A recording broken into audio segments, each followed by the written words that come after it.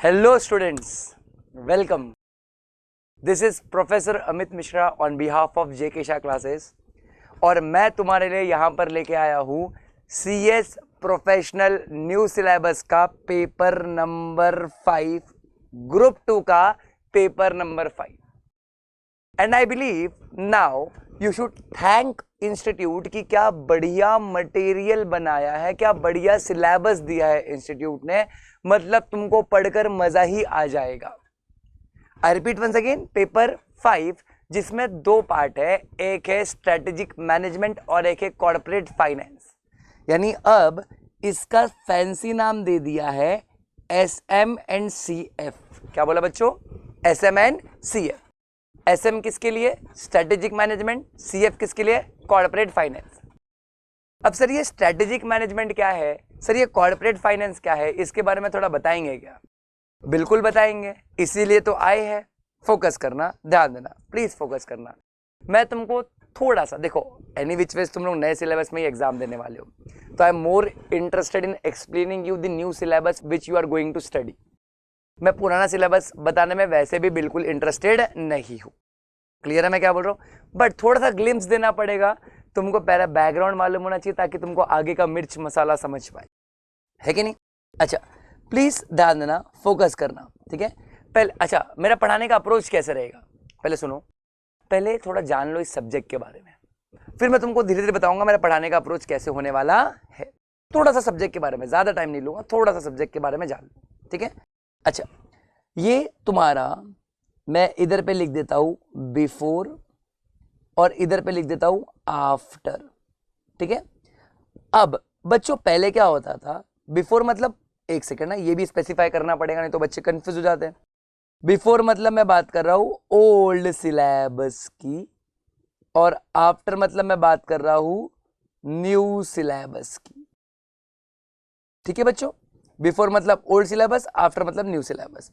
अच्छा, पहले क्या होता था, पहले आपका एक सब्जेक्ट हुआ करता था जो कि पेपर 7 हुआ करता था इन ग्रुप 3. पेपर 7 ग्रुप 3, पता है ना, पहले 3 ग्रुप हुआ करते थे CS प्रोफेशनल के. अच्छा, तो ग्रुप 3 में इस पेपर का नाम था corporate funding. Corporate funding and listing. Corporate funding and listing, जहां पर तुम लोग को कॉर्पोरेट फंडिंग पूछा जाता था 60 मार्क्स के लिए और तुमको लिस्टिंग पूछा जाता था 40 मार्क्स के लिए. करेक्ट है? Easy simple. ये मैं तुमको बस बता रहा हूं कि ओल्ड सिलेबस क्या है, न्यू सिलेबस क्या है, फिर सब्जेक्ट क्या बोलता है वो तुमको बताऊंगा, ठीक है? बस यही मेरे को सिर्फ इतना डिफरेंस एक्सप्लेन करना है कि इंस्टीट्यूट ने क्या चेंजेस लाया and how it is going to benefit you guys. फिर मैं सब्जेक्ट स्टार्ट करूंगा, ठीक है? न्यू सिलेबस में क्या हो रहा है, न्यू सिलेबस में ये लोग ने क्या किया है, ये लोग ने एक पेपर लाया है, पेपर 5 ग्रुप 2. बच्चों प्लीज ध्यान देना, पेपर 5 ग्रुप 2. सब्जेक्ट का नाम रखा है लोग ने स्ट्रेटेजिक मैनेजमेंट. देखो फैंसी नाम, एकदम नया सिलेबस, फैंसी नाम, ठीक है? क्या रखा है? Strategic management plus corporate finance. Strategic management and corporate finance. अच्छा बच्चों, ये स्ट्रेटेजिक मैनेजमेंट तुम्हारा टोटल 40 मार्क्स के लिए है और कॉर्पोरेट फाइनेंस तुम्हारा कितने मार्क्स के लिए? 60 मार्क्स के लिए, ठीक है? सर आप ये कंपैरिजन क्यों बता रहे हो, एक बार बताओगे क्या? बिल्कुल बताएंगे, ठीक है? ध्यान देना बच्चों ये लोग ने क्या किया है, पेपर 7 को ही पेपर 5 बनाया है, ठीक है? The only thing is listing को हटाकर ये लोगों ने क्या डाल दिया, स्ट्रेटेजिक मैनेजमेंट डाल दिया 40 मार्क्स का, ठीक है? और जो पहला तुम्हारा नाम कॉर्पोरेट फंडिंग हुआ करता था उसी का नाम ये लोग ने अब क्या रख दिया बेटा, कॉर्पोरेट फाइनेंस रख दिया है. सुन रहे हो बच्चों मैं क्या बोल रहा हूं? जिसका नाम पहले कॉर्पोरेट फंडिंग था अब उसका नाम क्या रख दिया बच्चों, कॉर्पोरेट फाइनेंस रख दिया गया है. यस और नो? और क्योंकि नाम थोड़ा फैंसी किया है, कंटेंट भी अच्छा ऐड कर दिया है, ठीक है? तो अब मैं तुमसे क्या डिस्कस करना लो, मैं तुमसे डिस्कस करूंगा कॉर्पोरेट फाइनेंस. स्ट्रेटेजिक मैनेजमेंट तो कोर थियरी है, ठीक है? तुमने SM एग्जीक्यूटिव में थोड़ा बहुत पढ़ा भी होगा, ठीक है? उसी का एक्सटेंडेड वर्जन कहां पर है? CS प्रोफेशनल में. बट अब मैं तुम्हारा यहाँ पर स्टार्ट क्या करने वाला हूँ, यहाँ पर ये तो बस छोटा सा इंट्रोडक्शन था, मैंने बताया ना सिर्फ इंट्रोडक्शन बताऊंगा, सिर्फ क्या बताऊंगा, इंट्रोडक्शन सब्जेक्ट का। आई am more interested in talking about new syllabus, ठीक है। अच्छा, अब मैं तुम लोग का चालू क्या करने वाला हूँ, कॉर्पोरेट फाइनेंस। क्या चालू करूंगा, कॉर्पोरेट फाइनेंस, ठीक है। अब तुम अगर अपना मॉड्यूल देखोगे, इंस्टीट्यूट ने 726 पेजेस का मॉड्यूल बनाया, टोटल पीडीएफ डाउनलोड करोगे तुम, जिसमें तुम्हारा एसएम खत्म हो जाएगा 190 पेज नंबर के आसपास। कहाँ खत्म हो जाएगा बेटा, पेज नंबर 190 के आसपास। और फिर तुम्हारा कॉर्पोरेट फाइनेंस चालू होगा, जो पार्ट 2 है, जो क्या पार्ट 2। अच्छा, मैंने जैसे कि बता दिया तुम लोग को, कॉर्पोरेट फाइनेंस 60 मार्क्स का है, तो जो कॉर्पोरेट फंडिंग पहले 60 मार्क्स का था, अब वो कॉर्पोरेट फाइनेंस 60 मार्क्स का हो गया, फंडिंग को हटा के फाइनेंस डाल दिए, ठीक है। इंस्टीट्यूट ने इतना बढ़िया मटेरियल बनाया है, इतना बढ़िया मटेरियल बनाया है कि तुमको क्या बताऊं, ठीक है, जबरदस्त मटेरियल। अगर मैं तुमको बात करूं कि कॉर्पोरेट फाइनेंस में तुमको कितने चैप्टर सीखने हैं, ठीक है, तो कॉर्पोरेट फाइनेंस में टोटल तुमको 12 चैप्टर्स सीखने हैं, और एक से एक धुरंधर चैप्टर, एक से एक जबरदस्त चैप्टर, ऐसे चैप्टर्स जिसको पढ़ के मजा ही आ जाएगा, मतलब जबरदस्त मजा आ जाएगा तुम लोग, मतलब अलग ही लेवल पे फील करोगे खुद को, जबरदस्त चीज है। कंटेंट इन लोगों ने जबरदस्त ऐड कर दिया है। पहले तुम्हारा फंडिंग का, जो कॉर्पोरेट फंडिंग एंड लिस्टिंग का मॉड्यूल था, फंडिंग एंड लिस्टिंग मिलाकर 442 पेजेस का था। अब इन लोग ने सिर्फ कॉर्पोरेट फाइनेंस का मॉड्यूल ही ऑलमोस्ट 500 पेज बनाया है, ठीक है। कंटेंट जबरदस्त ऐड हुआ है, तो कंसेप्ट भी जबरदस्त ऐड हुआ है, और पढ़ने मजा आए। सर पढ़ना क्या है, सुनो, पहले मैं बता रहा हूँ, ध्यान देना।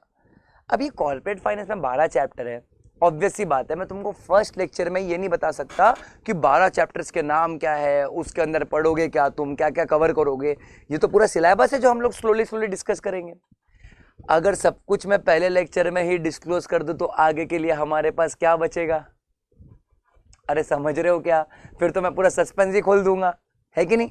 अच्छा, बट समझो कि इस कॉर्पोरेट फाइनेंस का कंसेप्ट क्या है, मतलब ये कॉर्पोरेट फाइनेंस क्यों डाल रखा है तुम्हारे सिलेबस में। हुआ क्या कि मान लो मेरी कंपनी है, मेरी क्या है, कंपनी। अब मेरी कंपनी को फंड्स की जरूरत है, company is in needs of funds, is in need of funds, ठीक है। कंपनी को क्या चाहिए, पैसा चाहिए, पैसा चाहिए, पैसा चाहिए, पैसा चाहिए। कहां से पैसा आएगा, कहां से पैसा आएगा। अच्छा, कंपनी को फंड्स क्यों चाहिए होता है भाई, बहुत सारी चीज है, ठीक है। रीजन क्या हो सकते हैं, फंड्स चाहिए उसके रीजन क्या हो सकते हैं, ठीक है। चलो मैं एकदम बेसिक से बता रहा हूं, तुमको ध्यान देना, ठीक है। पहले मैं तुमको बता रहा हूं कि तुम ये सब्जेक्ट क्यों पढ़ने वाले हो, और इसके अंदर का फिर एक चैप्टर चालू करूंगा, ठीक है। अब company is in need of funds, company को फंड चाहिए, उसका रीजन क्या हो सकता है। अच्छा, मान लो रीजन हो सकता है working capital, day to day requirement के लिए पैसा चाहिए, है ना, या फिर कंपनी को पैसा चाहिए एक्सपांशन के लिए, कंपनी को पैसा चाहिए कैपिटल एक्सपेंस के लिए, ये हाँ या ना बच्चों, या कंपनी को पैसा चाहिए for any other purpose, any other purpose, yes और नो बच्चों, ठीक है। कंपनी को पैसा बहुत सारे रीजन के लिए चाहिए हो सकता है, ठीक है, चाहे वो वर्किंग कैपिटल हो, एक्सपांशन हो, कैपिटल एक्सपेंस हो, या कोई भी जरूरी चीज हो। अब कंपनी को फंड चाहिए, तो फंड्स मार्केट से उठाना कैसे है, इक्विटी से उठाना है, डेट से उठाना है, बॉन्ड से उठाना है, मनी मार्केट से उठाना है, कैपिटल मार्केट से उठाना है, इंडियन मार्केट से उठाना है, फॉरेन मार्केट से उठाना है, in short under corporate finance, ठीक है, under corporate finance, please focus करना, under corporate finance we will be learning how a company will meet its funding requirements, ठीक है। कंपनी किस तरीके से अपनी फंडिंग रिक्वायरमेंट्स को पूरा करेगा, भाई जरूरत है तो उसको पूरी कैसे की जाएगी, वो हम कॉर्पोरेट फाइनेंस में सीखेंगे। जैसे मान लो तुम कल कोई सीएस बन गए, किसी कंपनी के क्या बन गए, सीएस। अब तुम किसी कंपनी के सीएस बन गए, तो कंपनी के डायरेक्टर्स तुम्हारे पास आए, बोले भाई सुनो सीएस XYZ पर्सन, हमको क्या करना है, हमको फाइनेंस चाहिए, हमको मार्केट से पैसा उठाना है, हमको आईपीओ करना है, हमको एफपीओ करना है। हमको इंडियन मार्केट से पैसा उठाना है, हमको फॉरेन मार्केट से पैसा उठाना है, हमको डिबेंचर चाहिए, हमको बोनस शेयर चाहिए, हमको स्वेट इक्विटी शेयर चाहिए, हमको ईसॉप देना है, हमको किसी भी तरीके से पैसा चाहिए, कंपनी तुमको आके मल्टीपल ऑप्शन देगा and you will be the person will be advising company, you will be the person who will be the guiding company. Company dark में रहेगा, रोशनी तुम दिखाओगे, कंपनी अंधेरे में रहेगा, रोशनी तुम दिखाने वाले हो। कैसे दिखाओगे? बिकॉज तुमने कॉर्पोरेट फाइनेंस सब्जेक्ट पढ़ा है, कॉर्पोरेट फाइनेंस सब्जेक्ट पढ़ा है, तभी तो रोशनी डालनी पड़ेगी। हाँ या ना? कॉर्पोरेट फाइनेंस में हम एक एक चैप्टर पढ़ेंगे जो हमको बताता है मार्केट से फंड्स उठाने का क्या प्रोसीजर है और मार्केट से फंड्स उठाने का क्या रिक्वायरमेंट्स और कंडीशंस है। समझ रहे हो मैं क्या बोलने की कोशिश कर रहा हूं? जैसे फॉर एग्जांपल एक सीआर सब्जेक्ट है जिसमें तुम सीखते हो कि merger, amalgamation, take over etcetera कैसे होगा। वैसे ही एक फंडिंग सब्जेक्ट है जो तुम सीखते हो कि कंपनी को बहुत सारे पर्पस के लिए फंड चाहिए होता है। अरे in fact funding is backbone of any company. Company के पास फंड नहीं है तो कंपनी एक्सपांड हो पाएगा नहीं। भाई साहब पैसा ही बोलता है, पैसा है तो सब कुछ है ना? तो हम ये जब भी सब्जेक्ट पढ़ेंगे हम कौन से मोटिव से पढ़ेंगे कि कंपनी को क्या चाहिए? कंपनी को चाहिए फंड्स। कंपनी को क्या चाहिए? फंड्स। कंपनी तुम्हारे पास आएगा, बोलेगा भाई कुछ भी करो, हमको एडवाइस करो कि फंड्स कैसे रेज करो और क्या प्रोसीजर है। कभी कभी ऐसा भी होगा कि कंपनी ने सोच लिया है, कंपनी ने सोच लिया कि हमको तो पैसा ऐसे ही चाहिए। अब तुम बताओगे कि ऐसे पैसे रेज करने के लिए कैसे क्या करना है। से फॉर एग्जांपल कंपनी आया, कंपनी बोला हमको आईपीओ करना है, कंपनी फुल रेडी है आईपीओ करने के लिए। अब you will be guiding company that how an IPO should be done. और ये कब होगा? जब तुमने कॉर्पोरेट फाइनेंस पढ़ लिया है। तुम समझ रहे हो मैं क्या बोल रहा हूं तुम लोगों को? यस और नो? तो ये 60 मार्क्स का सब्जेक्ट तुम्हारा गेम चेंजिंग सब्जेक्ट है। ये एक ऐसा सब्जेक्ट है which will add value to you as a company secretary. तुम लोगों को बाकी सीएस से अलग कैसे किया जाएगा ये चैप्टर तुमको हेल्प कर सकता है। सब लोग कंपनीज एक्ट ऐसे करते रहते हैं, इधर कंपनीज एक्ट, इधर कंपनीज एक्ट, जबकि असली मजा तो सेबी है, असली मजा तो बाकी लॉज है। कंपनीज एक्ट में नो डाउट मजा है, बट यहां पर भी तो है स्कोप, है कि नहीं? अच्छा, अब सर ठीक है, ये तो समझ गया कि आप हम लोग को कॉर्पोरेट फाइनेंस में ये सिखाओगे कि कंपनी अपने रिक्वायरमेंट्स के लिए पैसे कैसे उठाएगा। ठीक है। अच्छा सर एक बार बता सकते हो क्या कि कितने चैप्टर्स पढ़ने हैं? ठीक है, इंडेक्स भी बताना बहुत इंपॉर्टेंट होता है कि हमको कितने चैप्टर्स पढ़ने हैं। ठीक है। अच्छा फटाफट बताऊंगा, ध्यान देना, फोकस करना। नया मॉड्यूल, मस्त कलरफुल मॉड्यूल डिजाइन करके, कलरफुल कलर सिर्फ फर्स्ट पेज पे ही था उसके बाद कलर नहीं है इंस्टीट्यूट का। अच्छा मेरे ख्याल से इधर पे लोग ने पूरा इंडिविजुअल इंडेक्स दिया है, मेरे को वो इंडेक्स चाहिए जहाँ पर लोग ने ऐसे छोटे छोटे चैप्टर्स के नाम लिखे होते हैं। हाँ देखो, स्ट्रेटेजिक मैनेजमेंट में तुम लोग ये 6 चैप्टर पढ़ते हो, ये एज ऑफ नाउ मेरा कंसर्न नहीं है। कॉर्पोरेट फाइनेंस में टोटल 12 चैप्टर्स पढ़ने हैं, चैप्टर नंबर 7 से लेके चैप्टर नंबर 18, ये तुम्हारा इंडेक्स है, ये तुम्हारा चैप्टर्स है। जैसे तुम यहाँ पर पढ़ोगे रियल एस्टेट इन्वेस्टमेंट ट्रस्ट, कभी तो सुना ही होगा तुमने, infrastructure investment trust, private funding तुमने सुना है, alternative investment funds, angel funds सुना है कि नहीं, एंजल इन्वेस्टर्स, वो सब सीखेंगे हम। ठीक है। फिर नॉन फंडिंग कैसे होगा, फॉरेन फंडिंग कैसे होगा, foreign funding instrument laws and procedures कैसे होगा, मतलब ढेर सारे चैप्टर्स, टोटल 12 चैप्टर्स। लिस्टिंग वाला पार्ट हटा दिया, 12 चैप्टर्स ऐसे कैसे रखा है उसको अपडेट करके भेजा इन लोग ने। ठीक है। अब सर आप क्या सिखाने वाले हो? सर आप आज श्री गणेश कौन से चैप्टर से करने वाले हो? ठीक है, आज आप श्री गणेश कौन से चैप्टर से करने वाले हो? ठीक है, एक सेकेंड ओपन तो कर लूँ चैप्टर को पहले। ये देखो, आज मैं तुम लोग को सिखाने वाला हूँ चैप्टर नंबर 16। क्या सिखाने वाला हूँ? Chapter number 16।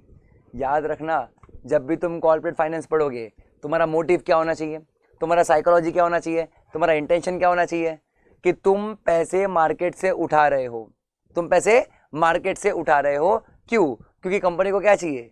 कंपनी को पैसा चाहिए। ये समझ रहे हो बच्चों मैं क्या बोलने की कोशिश कर रहा हूँ? क्यों पैसा चाहिए वो कंपनी तुमको बताएगा। ठीक है। अच्छा अब देखो, इंस्टीट्यूट ने अपना मॉड्यूल बनाया अपडेटेड, तो हम भी पीछे नहीं हटेंगे, हमारा भी रेडी है ना मटेरियल, हमारा भी मटेरियल क्या है? रेडी। देख रहे हो तुम लोग, एकदम जबरदस्त, करेक्ट है। अच्छा अब लेकिन पढ़ाने का तरीका क्या होगा? भले से तुम मेरे नोट्स रिफर करोगे, but at the same time module से मार्किंग भी बहुत इंपॉर्टेंट हो जाता है। At the same time module से मार्किंग भी बहुत इंपॉर्टेंट हो जाता है। इंस्टीट्यूट ने इतना खर्चा करके इतना मस्त मटेरियल बनाया है, तो डोंट यू थिंक वो क्वेश्चन वहां से ही पूछेगा?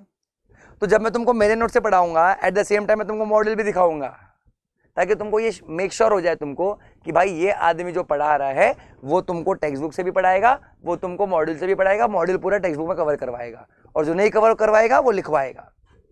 समझ रहा है? अच्छा, अब ध्यान देना, हम लोग सीखने क्या वाले, चैप्टर नंबर 16। चैप्टर नंबर 16 थोड़ा हट के टॉपिक उठाया मैंने, यूजुअली जल्दी ये टॉपिक उठता नहीं है, लास्ट में उठता है। चैप्टर का नाम है चैप्टर 16। एज ऑफ नाउ अब तुम लोग यहां पर देखो, ये सब जो लिखा है ना मैंने, ये इंट्रोडक्शन लिखा है, ठीक है। यहां से तुम मेरे साथ चाहो तो लिखना चालू कर सकते हो, ठीक है। बट मैं क्या बोलता हूं, मैं एडवाइस देता हूं, पहले समझ लो मैं क्या कर रहा हूं, फिर धीरे धीरे लिखना चालू करना, ठीक है। चैप्टर नंबर 16 जो किसकी बात करता है, foreign funding instruments, laws and procedures. Foreign funding instruments, laws and procedures. Instruments, laws and procedures, correct है। अच्छा, अब सर आप बताने क्या वाले हो, देखो मैं तुमको बताने वाला हूं कि फंडिंग कैसे होती है, बट इंडिया से नहीं, फॉरेन से। इंडिया से नहीं, फॉरेन से, क्योंकि लिखा क्या है, फॉरेन फंडिंग। क्या लिखा बेटा, फॉरेन फंडिंग। फॉरेन फंडिंग में कौन से इंस्ट्रूमेंट्स इन्वॉल्व होंगे, कौन से लॉज इन्वॉल्व होंगे, और उसको करने का प्रोसीजर क्या होगा, ये 3 चीज सिखाऊंगा। यानी इस पूरे चैप्टर में तुमको समझना क्या है, फॉरेन फंडिंग के लिए कौन से इंस्ट्रूमेंट्स का इस्तेमाल किया जाएगा, फॉरेन फंडिंग के लिए कौन से लॉज एप्लीकेबल है, और फॉरेन फंडिंग के लिए क्या प्रोसीजर्स होने वाला है, सब कुछ बताऊंगा। बट ध्यान देना, कंपनी क्या कर रहा है इस पूरे चैप्टर में, कंपनी क्या कर रहा है, company is raising funds in dollars।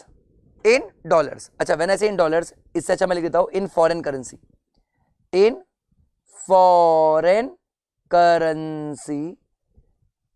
from foreign markets। समझो चैप्टर का इंट्रोडक्शन समझो, ठीक है। कंपनी क्या कर रहा है, कंपनी फंड रेज कर रहा है बेटा। कंपनी कहां से फंड रेज कर रहा है, फॉरेन से, फॉरेन मार्केट से, और कौन से करेंसी में, फॉरेन करेंसी में। अब फॉरेन करेंसी कुछ भी हो सकता है बेटा, जैसे मोस्टली तो डॉलर्स यूज हो सकता है, बट उसके अलावा भी और कुछ करेंसी हो सकता है, जैसे डॉलर्स हो गया, फिर यूरो हो सकता है, ठीक है, पाउंड्स हो सकता है। समझ रहे हो मैं क्या बोल रहा हूँ, अब यूरो बनाने आ रहा नहीं है मेरे को, समझ लो अब तुम। और ये क्या हो सकता है, पाउंड्स, कोई भी करेंसी, एक्सेट्रा लिख देता हूँ। क्या लिख देता हूँ, एक्सेट्रा, ए हाँ या ना, सिंपल है। अच्छा, अब कंपनी क्या कर रहा है, कंपनी डॉलर्स, पाउंड्स, यूरोस, है ना, दिनार, जो भी है वहां के फॉरेन करेंसी से पैसा रेज कर रहा है, और फॉरेन मार्केट से पैसा रेज कर रहा है, ठीक है। अच्छा, अब इधर पे ध्यान देना, फोकस करना, मैं क्या बोल रहा हूं, funds can B raised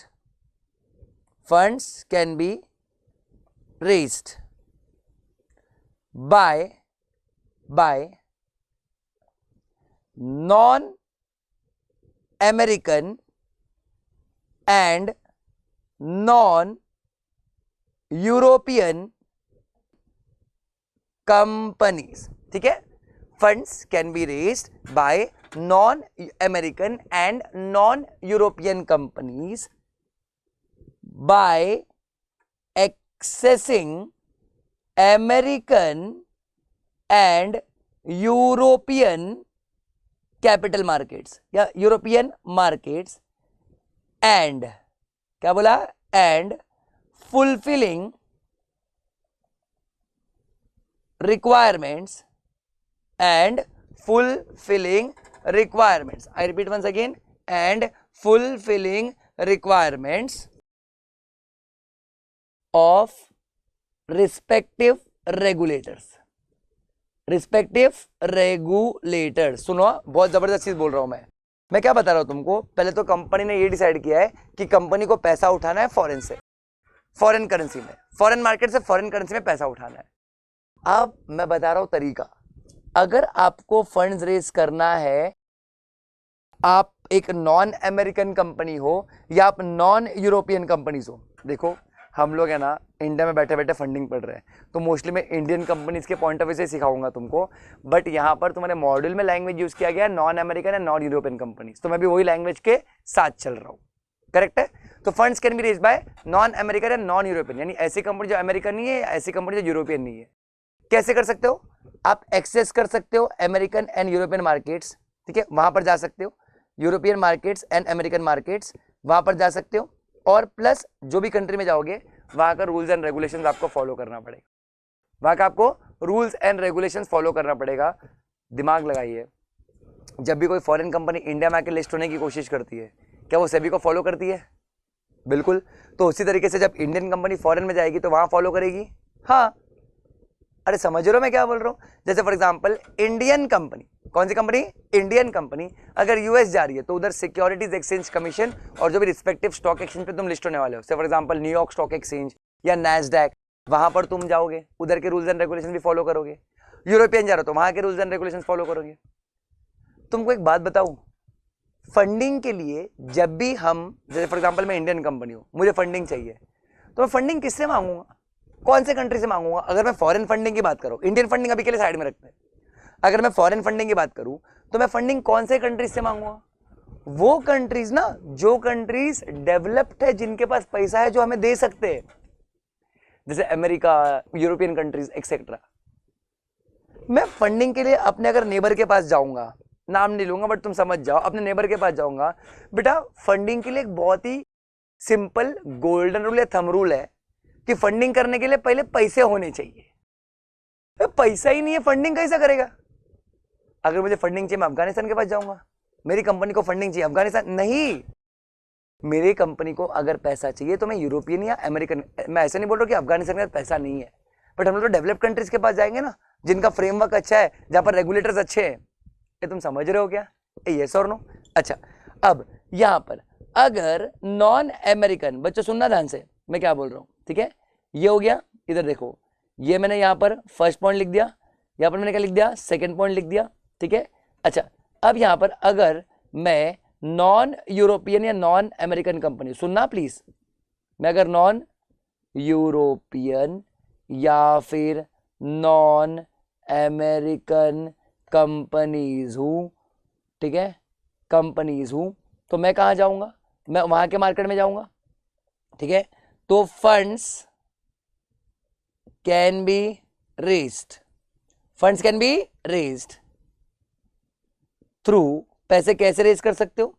through euro equity और यूरो डेट। तुम समझ रहे हो क्या? अच्छा, यूरो क्यों बुला रहे हैं? क्योंकि हम लोग अमेरिका जा रहे हैं तो यूरोपियन कंट्रीज में जा रहे हैं, तो इसके लिए इसको यूरो इक्विटी यूरो डेट बुलाते हैं। या तो हम अमेरिका जा रहे हैं या तो यूरोपियन कंट्रीज में जा रहे हैं, इसके लिए इसको यूरो इक्विटी या यूरो डेट बुलाएंगे। अब दिमाग लगाओ, अगर यूरो इक्विटी है which means funds will be raised, funds will be raised through, funds will be raised through equity shares, और we can say equity instruments, equity instruments, ठीक है। Funds will be raised through equity shares और equity instruments. और अगर तुम euro date से करना चाहते हो तो funds will be raised through debt instruments, funds will be raised through debt instruments. ए बच्चों, हाँ या ना? ठीक है, funds will be raised through which instrument बच्चों? डेट इंस्ट्रूमेंट्स, करेक्ट है। अगर इक्विटी से उठाना है तो फंड कैसे होंगे? इक्विटी इंस्ट्रूमेंट, डेट से उठाना है तो डेट इंस्ट्रूमेंट्स। यूरो नाम क्यों दिया है? क्योंकि हम वहां के मार्केट में जा रहे हैं, करेक्ट है। अच्छा, अगर तुमको यूरो इक्विटी से लिस्ट होना है, ठीक है, यूरो इक्विटी से फॉरेन स्टॉक एक्सचेंज पे लिस्ट वगैरह होना है, तो तुम लोग कौन से इंस्ट्रूमेंट का इस्तेमाल कर सकते हो मालूम है? ADR या GDR, which stands for American depository receipts, which stand for American depository receipts, या which stand for global depository receipts. हाँ या ना? ठीक है, ADR या GDR। और यूरो डेट से करना है तो तुम फंड्स कैसे रेज कर सकते हो? तुम रेज कर सकते हो, तुमने सुना होगा एक ECB, सुना बच्चों? एक सुना है क्या? ECB, जिसको हम लोग क्या बोलते हैं? External commercial borings. एक होता है FCCB, foreign currency convertible bonds, और एक होता है FCEB जिसको हम लोग क्या बुलाते हैं, foreign currency exchangeable bond. Sir ये क्या बोल रहे हो बच्चों, समझो। चैप्टर में मैंने तुम लोग को स्टार्टिंग में क्या बताया, तुम लोग क्या सीखने वाले हो इस चैप्टर में, आप सीखने वाले हो कि फॉरेन फंडिंग के लिए इंस्ट्रूमेंट्स कौन से होते हैं। लॉस तो बाद में आएंगे, पहले इंस्ट्रूमेंट्स तो जान लो कौन से होते हैं। तो देखो इस पूरे चैप्टर में पढ़ना यही है कि ADR क्या होता है, GDR क्या होता है। भले से तुमने सुना होगा इसको एग्जीक्यूटिव में, बट पूरा पढ़ा नहीं होगा, पूरा लॉस इधर प्रोफेशनल में डाल रखा है। तुमने ECB वर्ड सुना होगा, external commercial borrowings, foreign currency convertible bonds. लिख दूं क्या इधर फुल फॉर्म, नहीं तो कंफ्यूज होंगे बच्चे। External commercial borrowings, foreign currency convertible bonds, foreign currency exchangeable bonds. ठीक है, अच्छा सर ये आप जो बोल रहे हो क्या ये प्रैक्टिकल है? अब तक मैंने बताया नहीं है क्या होता है ये सब, मैं सिर्फ नाम बता रहा हूं कि ये इंस्ट्रूमेंट्स के थ्रू आप फॉरेन से पैसा ले सकते हो। ADR GDR has been classified under euro debt and ADR and GDR have been classified under euro equity and ECB, FCCB and FCEB are classified under euro debt. Easy, simple. But sir आप ये जो बोल रहे हो क्या ये practically होता है क्या? अरे बिल्कुल होता है। देखो, लिस्ट ऑफ कंपनीज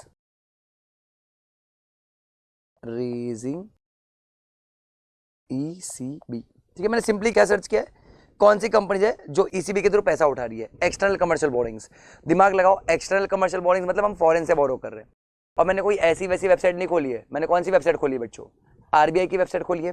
और ये एकदम लेटेस्ट डेटा बताऊंगा तुमको, जून 23 का, अभी हम लोग अगस्त में, जून का इनका लेटेस्ट डेटा अपलोडेड है इनके वेबसाइट पे। यहाँ पर मैंने इनकी PDF ओपन की, लोग अभी लिस्ट बताएंगे, टोटल 7 पेज की लिस्ट खुलेगी बच्चों। ठीक है, 7 पेज की क्या खुलेगी, लिस्ट खुलेगी RBI की, खुल रही है, वेट करो, लोड हो रहा है बच्चों, लोड हो रहा है, हो गया लोड।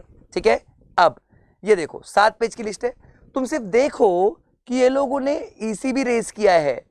क्या रेस किया बेटा, ECB रेस किया है। ऐसे टोटल 7 स्लाइड मिलेंगे तुमको, कितने, 7 स्लाइड, एक ही मंथ का डेटा है ये, जहां पर अप्रोक्सीमेटली 140 कंपनी के आसपास कंपनी ने ECB रेस किया है बेटा। 140 कंपनी के आसपास कंपनी ने क्या रेस किया है, ECB रेस किया है। क्लियर है? अब मैं तुमको ऐसे ऐसे कंपनी का नाम बताऊंगा जो बहुत पॉपुलर कंपनी है, जैसे तुमने सुना होगा IIFL फाइनेंस लिमिटेड, फाइनेंस के दुनिया में बड़ा नाम है। देखो ये लोग ने क्या किया है, ये लोग ने कितने अमाउंट का ECB रेस किया है, 5 crore, but this is in dollars. बेटा समझ लो ये कितना बड़ा ECB है, 5 करोड़ डॉलर्स, करोड़ ही ना बच्चों, 3 4 7 8 करोड़ करोड़। देखो कितना बड़ा अमाउंट है, 5 करोड़ डॉलर्स का है। 5 करोड़ डॉलर मतलब 5 करोड़ इंटू डॉलर का रेट जो चल रहा है, भाई साहब बैलेंस शीट फट जाएगा। इतना लोग ने बोरो किया अपने बिजनेस के लिए। करेक्ट है, कितने ईयर्स के लिए, 3 ईयर्स के लिए। तुम समझ रहे हो बच्चों मैं क्या बोलने की कोशिश कर रहा हूँ? ठीक है, फिर तुमने सुना होगा इधर पे, एक सेकेंड रुकना, बड़ी बड़ी कंपनीज मिलेगी, थोड़ा देखना पड़ेगा। ठीक है, इधर पे ये दिख रहा है, Jio digital fibre private limited, Shriram finance limited, ये सब फेमस कंपनीज है। देखो कितना कितना बोरो कर रखा है लोग ने, बाप रे बाप। ये सब डॉलर्स में बच्चों, ये सब क्या है, डॉलर्स। ये मैं नहीं बोल रहा, देखो इधर लिखा हुआ है अमाउंट इन US डॉलर्स। समझ रहा है बच्चों, ये सब पर्पस भी लिखा हुआ है, ये सब RBI के वेबसाइट से निकाल रहा हूं मैं, जून मंथ का है।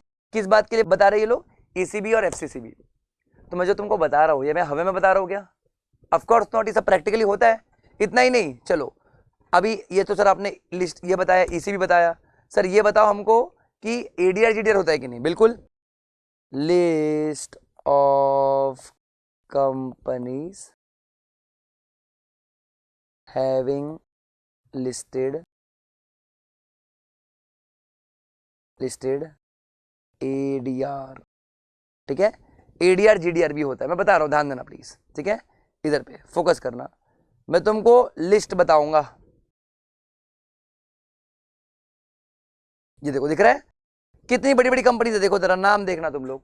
ठीक है, कौन सी कंपनीज है? इन्फोसिस सुना है, इंडिया का IT giant, ICICI, HDFC, Wipro, make my trip, doctor Reddy, SIFY, WNS holdings, लिटस, यात्रा, समझ रहे हो मैं क्या बोल रहा हूँ, रेडिफ, एक्सिस बैंक ADR, ये सब क्या करते हैं बच्चों, ये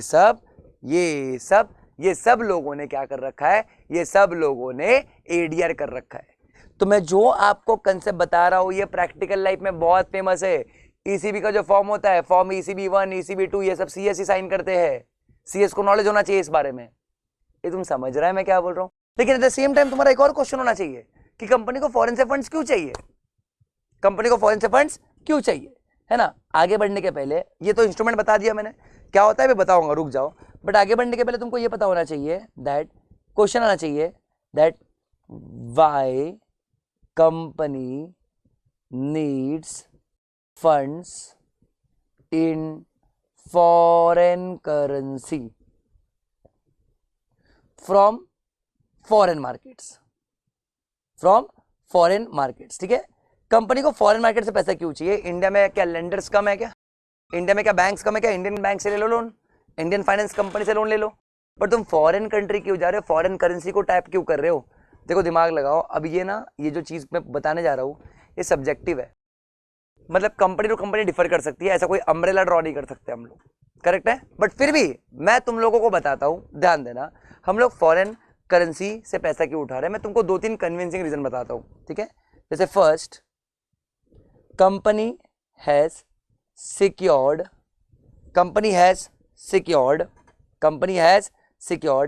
project in foreign country and is in needs of funds to complete the project, ठीक है। अब देखो, मान लो मेरी कंपनी है इंडिया में, हमको USA में कोई प्रोजेक्ट मिला, उस प्रोजेक्ट को कंप्लीट करने के लिए हमको डॉलर्स में पैसा चाहिए। तो आप लोग के हिसाब से मैं इंडियन बैंक से रुपीज में बोरो करूं, फिर उसको डॉलर्स में कन्वर्ट कराऊं, फिर उसको फॉरेन लेके जाऊं, वहां पर यूज करूं, कहने से कितना प्रॉब्लम है। इससे अच्छा मेरी कंपनी सीधा USA से पैसा उठाएगी और USA में यूज कर लेगी, करेक्ट है मैं क्या बोल रहा हूं, ये पहला चीज, ठीक है। या फिर दूसरा, company has any subsidiary company outside India and such subsidiary company has approached for financial assistance. अब देखो मैं तुमको एक प्रैक्टिकल एग्जांपल देता हूं, ठीक है, एकदम प्रैक्टिकल एग्जांपल, ध्यान देना। एक कंपनी है जिसका नाम है रिलायंस इंडस्ट्रीज लिमिटेड, इनकी एक होली ओन्ड सब्सिडरी है, WS मतलब होली ओन्ड सब्सिडरी, जिसका नाम क्या होता है, ऑरोरा एल्गी इनकॉर्पोरेशन होता है। अब ये ऑरोरा एल्गी इनकॉर्पोरेशन जो है ये होली ओन्ड सब्सिडरी USA में है। कहां पर है, US, रिलायंस इंडस्ट्रीज की एक्चुअल एग्जांपल है ये। उधर पे वो फार्मा का काम करती है, फार्मा का। अब एक बात बताओ, ये ऑरोरा एल्गी इनकॉर्पोरेशन को अगर पैसों का जरूरत है तो लोग पैसा किससे मांगेंगे, होल्डिंग कंपनी से। अब लोगों ने पैसा मांगा डॉलर्स में, क्योंकि USA में तो डॉलर्स लगेगा, उधर थोड़ी रुपीस चलेगा। तो अब तुम लोग बोल रहे हो कि RL यहाँ से रुपीस में पैसा उठाए, डॉलर में कन्वर्ट करे, फिर जाए और ऑरोरा का फाइनेंस करे, कोई सेंस है इस बात का, नहीं। इसके लिए रिलायंस क्या करेगा, वहां से पैसा उठा के वहां ही ऑरोरा का दे देगा, समझ रहे हो। एक और रीजन क्या हो सकता है, एक और रीजन ये हो सकता है कि मान लो लोअर रेट ऑफ इंटरेस्ट होगा, क्या होगा बेटा, लोअर रेट ऑफ इंटरेस्ट हो सकता है, ठीक है। जैसे इंडिया में रेट ऑफ इंटरेस्ट ज्यादा हो सकता है, फॉरेन कंट्रीज में रेट ऑफ इंटरेस्ट कम हो सकता है, बिल्कुल पॉसिबिलिटी है। तो ये भी एक पॉसिबिलिटी एक्सप्लोर कर सकते हो तुम, समझ रहा है बच्चों मैं क्या बोल रहा हूं। तो अभी इसके आगे भी मैं एक्सेट्रा लिखता हूं, थर्ड पॉइंट है ना, ये 3 रीजन बताए, इसके अलावा मैं क्या लिखता हूं, एक्सेट्रा, मतलब इन चीजों के अलावा भी हम लोग और जरूरत पड़ सकती है फॉरेन से फंडिंग लेने की, ये है ना। और फॉरेन से फंडिंग लोगे तो कौन से इंस्ट्रूमेंट्स हो सकते हैं, ADR, GDR, ECB, FCCB, FCB, there something called as masala bond also, but वो रुपीज में होता है। क्या होता है, रुपीज में। मसाला बॉन्ड सुना है तुमने, पता है क्या होता है मसाला बॉन्ड, क्या तुम जानते हो ये बॉन्ड को मसाला क्यों बुलाते हैं, और ये मसाला बॉन्ड नाम किसने दिया है। अगर तुमको पता है तो फटाफट मुझे कमेंट बॉक्स में बताइए कि मसाला बॉन्ड क्या होता है। और अगर तुमको जानना है ADR, GDR, ECB, FCCB, FCB क्या होता है, उसके लॉस क्या है, इंस्ट्रूमेंट्स क्या है, तो stay tuned guys, see you guys in next video.